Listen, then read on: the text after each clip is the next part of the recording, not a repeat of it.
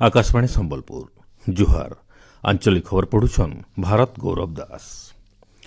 वीर बाल दिवस उदे आज राष्ट्रपति द्रौपदी मुर्मू नुआदिल्ली प्रधानमंत्री राष्ट्रीय बाल पुरस्कार प्रदान करबे। ई अवसर 18टा राज्य और केन्द्रशासित अंचल 20 जन छुआ राष्ट्रपति ई पुरस्कार प्रदान करबे। केन्द्र महिला और शिशु विकास मंत्रालय तरफ भारतर छुआ साहस और त्याग के श्रोता करी ई दिवस पालन कराउछे।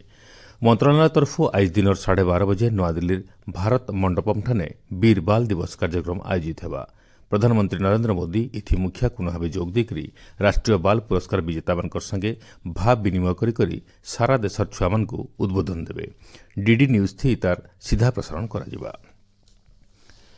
मुख्यमंत्री मोहन चरण माझी गलाकाल भुवनेश्वर उपकंठ चंदका एसओजी केन्द्र परिसन्न नुआ प्रशिक्षण और ब्रीफिंग केन्द्र अत्याधुनिक आतंकवाद विरोधी प्रशिक्षण केन्द्र उद्घाटन करिछन।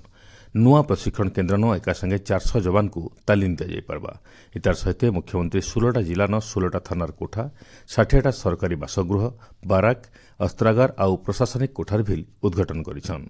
ई अवसर मुख्यमंत्री कहिछन गणतंत्र हिंसार केनसी ठान नाइन हिंसा थी मातिथिबा संगठन और व्यक्ति विशेष को सरकार कठोर भाव दमन करवार के बद्धपरिकर।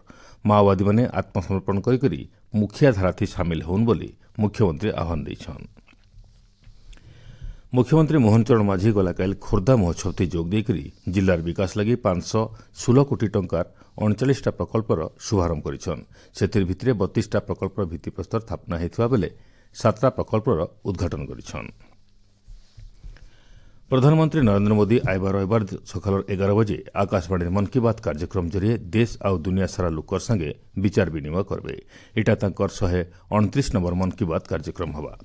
मन की बात कार्यक्रम आकाशवाणी और दूरदर्शन जरिए आर AIR news website news on AIR mobile app थी प्रसारण करा। आकाशवाणी संवाद डीडी न्यूज पीएमओ ऑफिस सूचना और प्रसारण मंत्रालय यूट्यूब चैनल थी भी इतार सीधा प्रसारण करा। प्रधानमंत्री हिंदी अभिभाषण तुरु आंचलिक भाषा थी इतार प्रसारण करा। भुवनेश्वर रवीन्द्र मंडपन गुरु केड़ुचरण महापात्र ओडिसी गवेषणा केन्द्र तरफ आइठानु अंतर्जातीय ओडिसी नृत्य महोत्सव मूल हवा। 5 दिनिया ई महोत्सव के मुख्यमंत्री मोहन चरण माझी उद्घाटन करबे।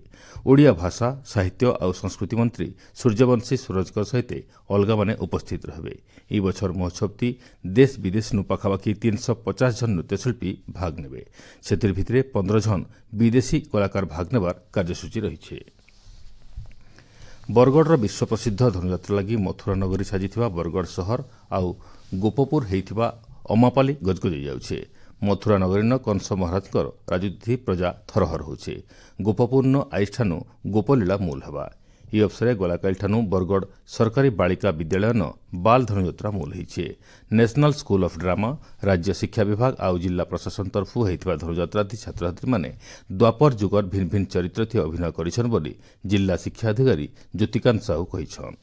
एटा 3 दिन कार्यक्रम है। एथिरे 25 जन हमर गर्ल स्टूडेंट थे पार्टिसिपेट करिछन। तांकर अंतर्निहित गुणावली आके से माने परिप्रकाश करि पार हमर धनुयात्रा कमिटी गुटे मंचटे देइ। संबलपुर आरण्यक मंच ठाने 28 नंबर वीर सुरेन्द्र साय राज्यस्तरीय संबलपुरी नाटक महोत्सव ती गलाकाल 3टा नाटक प्रदर्शित होता।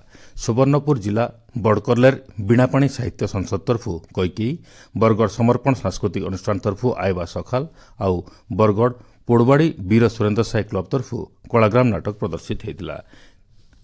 बलांगीर कौशल कलामंडप पड़ियान गलाकाल ठानु 17 नंबर सर्वभारतीय मठखाई महोत्सव मूल होइछे। नाट्य अनुष्ठान भूमिका और मठखाई महोत्सव कमिटी तरफ होइथिबा ई महोत्सव उद्घाटन समारोह थी सुवर्णपुर जिलापाल नृपराज साहू मुख्य अतिथि भाव जोग देकरी मनुष्य समाज थिबार तक नाटक बंची रहिबा बोली कहिछन। ई अवसर आघर मंत्री नरसिंह मिश्र भी उपस्थित थिले।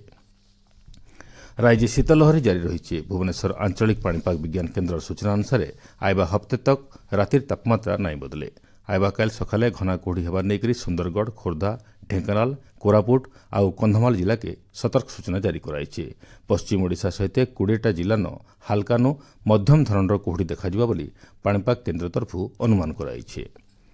एछिनि आंचलिक खबर न शेष हला। आराबेलर आंचलिक खबर सुनी पारबे राति 7:02 थी। जुहा।